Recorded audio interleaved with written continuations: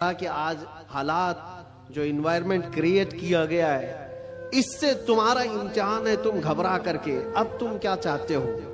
ایک سوال میں کرتا ہوں، اسلام میں ہو تو اس بات پر تمہیں کبھی گلٹی فیل ہوتا ہے؟ کبھی شرم محسوس ہوتی ہے؟ کبھی شرم محسوس ہوتی ہے کہ میں مسلمان ہوں؟ نہیں شرم آتی ہے تو پھر ٹوپی کیوں چھپاتے ہو؟ اگر شرم نہیں آتی ہے تو پھر داڑھی کیوں نکال پھینکتے ہو؟ کیوں؟ اگر تمہیں اسلام پر قائم رہنے میں فخر محسوس ہوتا ہے تو کھل کر کے اسلام پر عمل کرو، کھل کر کے۔ اسلام کسی جرائم پیشہ لوگوں کا اڈا نہیں ہے، پوری دنیا کو اچھے اخلاق سکھانے والا ایک مکمل دین ہے، پوری دنیا کو اخلاق سکھانے والا یہ دین ہے۔ تو مجھے شک کیوں ہے اس بات پر؟ بہت سارے لوگ ابھی آئیں کائیں کرتے ہوئے نیوٹرل بنتے ہیں، میں دیکھ رہا ہوں۔ جب کبھی کوئی سوال آ جائے تو کچھ دانشور بن کر کے بیٹھتے ہیں اور پھر ایک نیوٹرل باتیں، ایک سیکولر باتیں کرتے ہوئے وہ یہ محسوس کرانے کی کوشش کرتے ہیں کہ ہم یہ نہیں سمجھتے، اسلام میں یہ چیز نہیں ہے، وہ چیز نہیں ہے، یہ بزرگ اسلام میں نہیں، وہ بزرگ اسلام میں نہیں، صرف اس لیے وہ کر رہے ہیں کہ دوسروں کو کچھ خوش کریں۔ ان بے وقوفوں کو میں بتانا چاہتا ہوں جو کرسیوں پر بیٹھ کر ڈیبیٹ کرتے ہیں اور سیکولر بننے کی کوشش کرتے ہیں، یاد رکھو تم اپنی ناک کاٹ کر کے بھی نیچے رکھو گے تو وہ کبھی راضی نہیں ہونے والے، کبھی راضی نہیں ہوں گے۔ 10 لاکھ سال بھی تم پکار کر کے ان کی جوتیاں چاٹتے رہو، راضی نہیں ہوں گے۔ راضی کرنا ہے تو اللہ اور اس کے رسول کو راضی کرو۔ ہم جس کے لیے دنیا میں آئے ہیں، ہم جس کے لیے دنیا میں آئے ہیں، ہمیں اللہ تبارک و تعالیٰ نے حکم کیا فرمایا؟ وَمَا أُمِرُوا إِلَّا لِيَعْبُدُوا اللَّهَ مُخْلِصِينَ لَهُ الدِّينَ۔ لوگوں کو یہ حکم نہیں دیا گیا مگر صرف اتنا کہ عبادت کریں تو صرف اللہ کی رضا کے لیے، لوگوں کو دکھانے کے لیے نہیں۔ وہ کبھی دنیا راضی نہیں ہوگی، یار ایک بات یاد رکھیے، کبھی راضی نہیں ہوگی۔ تم چاہے جس طرح کے بھی بن جاؤ، دنیا تم سے راضی نہیں ہوگی۔ ہم بچپن میں ایک چیز پڑھتے تھے، ایک شوہر اور بیوی گدھا لے کر جا رہے تھے، شوہر اپنی بیوی کو بٹھایا گدھے پر اور لے کر چل رہا تھا، بیچارہ لیڈیز فرسٹ والے فارمولے پر عمل کر رہا تھا کہ پہلے عورتوں کو ہونا چاہیے، لیکن محلہ چھوڑنے والا تھوڑی نہ ہے۔ کٹے پہ بیٹھے ہوئے سب کمنٹ پاس کرنے لگے، جورو کا غلام جا رہا ہے، بیوی کا غلام جا رہا ہے۔ ایک حقیقت چیز ہے، اور یہ سن کر کے اس کو بہت برا لگا اور اس کی عورت کو اتار دیا، تو اتر جا میں بیٹھوں گا۔ وہ بیٹھ گیا، عورت اس کا رسی پکڑ کر کے چلنے لگی۔ آگے گیا تھا، دوسرے محلے والوں نے پکار کر کہا ظالم آدمی عورت کو چلا رہا ہے، خود بیٹھا ہوا ہے۔ اس کے بعد اس نے کہا کہ رہنے دو، دونوں بیٹھ جاتے ہیں۔ دونوں بیٹھ گئے تو تیسرا ایک محلہ آیا اور کہا کتنے ظالم ہیں، ایک سواری ہے، دو بیٹھے ہوئے ہیں۔ وہ بیچارہ گدھا جھکا جا رہا ہے، اس پر رحم نہیں کرتے لوگ۔ کہا کہ دونوں اتر جاتے ہیں، خالی لے کے چلتے ہیں۔ چوتھے محلے والوں نے کہا پاگل لوگ ہیں، سواری ہے پھر بھی چل کے جا رہے ہیں، کرے تو کیا کرے آدمی؟ ایک بیٹھے تو لوگوں کو تکلیف، دو بیٹھے تو لوگوں کو تکلیف، نہ بیٹھو تو تکلیف۔ یہ کوئی ایک لطیفہ نہیں، دنیا کا مزاج یہی ہے۔ تم ٹوپی پہنو تو تکلیف، داڑھی رکھو تو تکلیف، سب نکال کر ننگے پھرو تو بھی تکلیف۔ دنیا کبھی تم سے راضی نہیں ہوتی۔ ہاں ایک فارمولا یاد رکھو، جیسے ہو تیسے ہو، پھٹے پرانے کپڑے ہی کیوں نہ ہو، ایک سجدہ کرو مولا راضی ہو جاتا ہے۔ ایک سجدہ کرو مولا راضی ہو جاتا ہے۔ اسی کو اقبال نے کہا تھا، وہ ایک سجدہ جسے تو گراں سمجھتا ہے، 1000 سجدوں سے دیتا ہے آدمی کو نجات۔ جگہ جگہ جھکنے سے تو بہتر ہے، لوگوں کو راضی کرنے سے تو بہتر ہے کہ مولا کو راضی کرو۔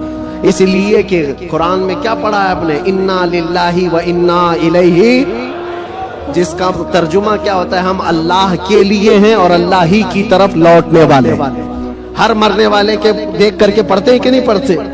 اس کا مطلب کیا ہے؟ ہم اللہ ہی کے لیے ہیں اور اللہ ہی کی طرف لوٹنے والے۔ قرآن میں کتنی جگہ اللہ نے فرمایا وَإِلَيْهِ تُرْجَعُونَ وَإِلَيْهِ النُّشُورُ، تم اسی کی طرف پھیرے جاؤ گے، اسی کی طرف جمع کیے جاؤ گے۔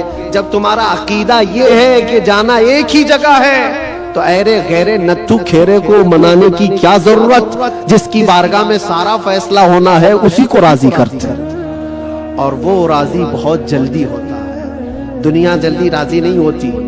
ان کے ساتھ کیا کیا نہیں کرتے، ہم نے دیکھا ہے بیچارے 40 سال پارٹی میں تھے، اس کے بعد پھر نکال کر ان کو پھینک دیا گیا اور ان کو پتہ نہیں کون سی منڈلی میں بٹھا دیا گیا۔ یہ دنیا ہے، تمہاری خدمتوں کو نہیں دیکھتی۔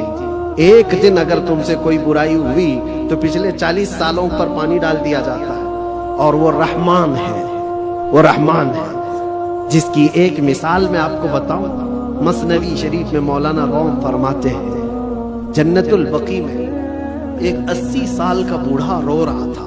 کون تھا یہ؟ بانسری بجاتا تھا، لوگوں کو اپنی سریلی آواز سے بجا بجا کر کے دھن میں مست کرتا تھا، اس پر لوگ اس کو پیسے دیتے تھے۔ زندگی پوری گزری اسی میں، یہ بجانے میں، اور جب بانسری بجاتا تھا تو بہترین لے تھی اس کے پاس، بہترین طرز تھی، اور اس پر لوگ واہ واہ کرتے تھے، پیسے دیتے تھے۔ لیکن کب تک بجائے گا؟ جب بوڑھا ہوا تو سانس پھولنے لگی، اب وہ لے ٹوٹ جاتی تھی، بھدی لگنے لگی، لوگ تو سنتے بھی نہیں تھے، الٹی سیدھی باتیں کرتے تھے کہ بوڑھا ہو گیا، ابھی یہ بجاتا ہے، اس سے تو ہوتا بھی نہیں ہے۔ لیکن بیچارے کے پاس اس کے علاوہ کوئی فن تھا بھی نہیں، کرتا تو کیا کرتا، اس کی کمائی کا ایک ہی ذریعہ تھا یہ بانسری بجانا، اور اس کو بجا کر کے لوگوں کو خوش کرتا تھا۔ لیکن جب اس نے دیکھا کہ اب دنیا ایک پھوٹی کوڑی بھی دینے کو تیار نہیں، فاقے پہ فاقے آ گئے، مرنے کی حالت آ گئی، 80 سال کی عمر ہے۔ یہ زمانہ حضرت عمر فاروق کا ہے۔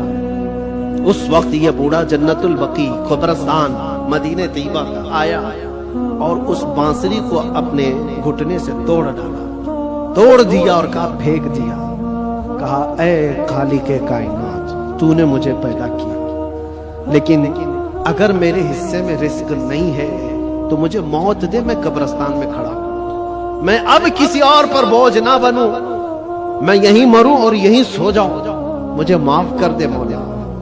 وہ روتا رہا۔ جب حالات کا مارا ہوا آدمی مولا کی بارگاہ میں روتا ہے نا تو اس کا دل بھر آتا ہے۔ حالات کا مارا ہوا جب روتا ہے تو اس کے رونے کی آوازیں آسمانوں کو چیر دیتی ہیں۔ تمہیں اندازہ نہیں، یوں ہی رونے والا الگ ہے، لیکن حالات سے مارا ہوا دل کا ٹوٹا ہوا جب روتا ہے تو اس کی آوازیں 7ویں آسمان کے اوپر جاتی ہیں۔ رویا، بے انتہا رویا، اور گر کر کے وہیں سو گیا، نہ کھانا ہے نہ پانی ہے، کئی دنوں کا بھوکا ہے۔ اللہ اکبر، یہ زمانہ ہے۔ حضرت عمر فاروق رضی اللہ تعالیٰ عنہ مسجد نبوی شریف میں ہے، اور وہ پڑھتے پڑھتے حضرت عمر کو اونگ آئی، اور جیسی ہی ان کو اونگ آئی خواب میں رسول پاک تشریف لائے، فرمایا عمر جلدی اٹھو، اپنے گھر سے کھانا پانی لو، اور جنت البقیع میں اللہ کا ایک مہمان کھڑا ہے، اسے کھلاؤ۔ حضرت عمر گئے، کچھ نہیں دیکھا، کون ہے کیا ہے پتہ نہیں ہے، کون ہے معلوم نہیں، حکم ہوا، گھر گیا، گھر گئے اور توشہ دان لیا، جو کھانے پینے کی چیزیں میسر تھی سب لے کر کے فوراً جنت البقیع آئے، دیکھا کہ کون ہے یہاں پر، اتنی رات گئے، کون بندہ ہوگا، تلاش کرتے کرتے درمیان میں پہنچے تو ایک بوڑھے کو وہاں پر غش کھائے ہوئے پڑا ہوا دیکھا، اس کو اٹھایا، جیسے ہی اٹھایا وہ کانپنے لگا، وقت کا بارعب خلیفہ سامنے کھڑا ہے، وہ قیصر اور کسریٰ جس سے کانپتے ہیں وہ عمر فاروق کھڑے ہیں۔ بوڑھا سوچنے لگا کہیں کوڑے نہ پڑ جائے، میری سزا کا کوئی وقت تو نہیں آ گیا ہے۔ عمر ابن خطاب سامنے کھڑے، کپ کپی تاری تھی، پوچھا امیر المومنین کیا بات ہے؟ کہا مجھے تو نہیں پتا کیا بات ہے، لیکن مجھے کھانا دے کر بھیجا گیا تجھے کھلانے کے لیے، تجھے کھلانے کے لیے، اٹھ، کئی دن سے تو بھوکا ہے، کئی دن سے تو پیاسا ہے۔ وہ رونے لگا اور اس کے بعد توشہ دان لیا اور پھر پوچھا کس نے بھیجا آپ کو کھانا دے کر؟ کون کہا ہے؟ کہا کون کہہ سکتا ہے، ہم غریبوں کا آقا، ہم بے سہاروں کا سہارا، وہ یتیموں کا ماوا و ملجا، ہاں جس کو ہر امتی کے درد کا احساس ہے، وہ خواب میں تشریف لائے۔ اللہ کے حکم سے حضور پاک نے مجھے فرمایا ہے کہ جا اپنے گھر سے کھانا لے جا، اور اللہ کا ایک مہمان قبرستان میں کھڑا ہے اسے کھلا آ۔ اتنی بات سننی تھی، وہ چیخ مار کر کے گرا اور کہنے لگا 80 سال تک میں نافرمانی کرتا رہا، 80 سال تک بانسری بجاتا رہا، دور بھاگتا رہا، آج ایک دن کیا اس رحمان کو میں نے پکارا، وہ 80 سال کی ساری چیزوں کو چھوڑ دیا اور میرے پیٹ بھرنے کے لیے وقت کے خلیفہ کو بھیج دیا۔ اس رحمان کا، اس ارحم الراحمین کا یہ مظہر ہے میرے عزیزوں۔